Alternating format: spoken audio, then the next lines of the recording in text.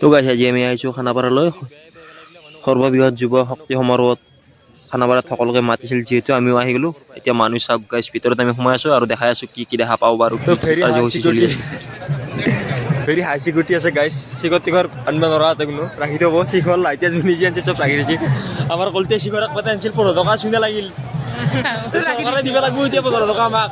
Sikar packet ৰাখছি 15 টকা দিব লাগিল এতিয়া আমাক চিকৰ গয়া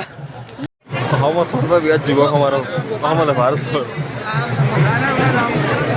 তো এতিয়া আমি ফাইনেলি খানাপাৰা আহি গ'লোঁ খানাপাৰাত গাইছ মানুহ চাওঁ এনেতো বিজেপিক বেয়া পাওঁ মানুহ বহুত কিন্তু ইয়াতে মানুহ চাওক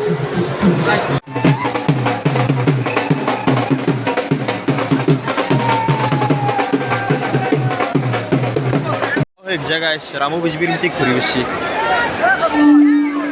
রাম লক্ষ্মণ এতিয়া বিজেপির মিটিংত ঘুরি বসছি গাইছ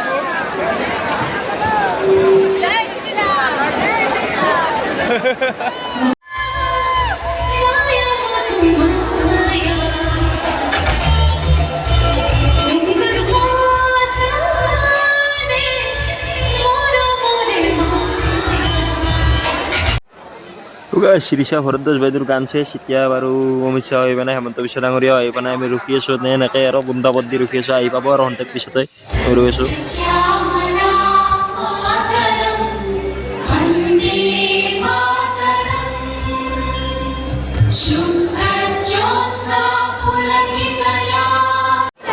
ফ্যানেৰ অবস্থা পাল বেয়া লাগছে চকাৰি আছে থাকি নাচি থাকা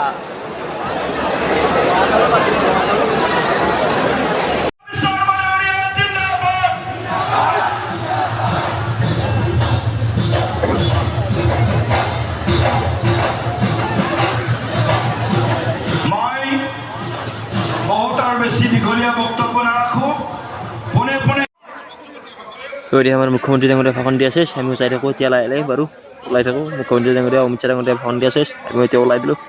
তো গৈ থাকোঁ আৰু গাড়ী পিছতে যাব এটা টাইম এই গাইছ অৱস্থা চাওক কেনেকৈ পাৰ হ'ব লাগিছে গাড়ীটো লোৱাৰ কাৰণে মানুহ চাওক আৰু দেৰি হ'লেতো আৰু ওলোৱা দিগদাৰ হৈ যাব ফেয়াৰ মিটিং শেষ নহওঁতে ওলাওঁতে এনেকুৱা অৱস্থা আৰু তো লাষ্টলৈ কেনে অৱস্থা হৈ যাব তো গাইছ খানাপাৰাত অমিত শ্বাহ মিটিং চাব আছিলোঁ গাইছ যুৱ শক্তি সমাৰোহত আছিলোঁ কি জ্বালা কুমাৰী উলিবা ধৰি মানুহ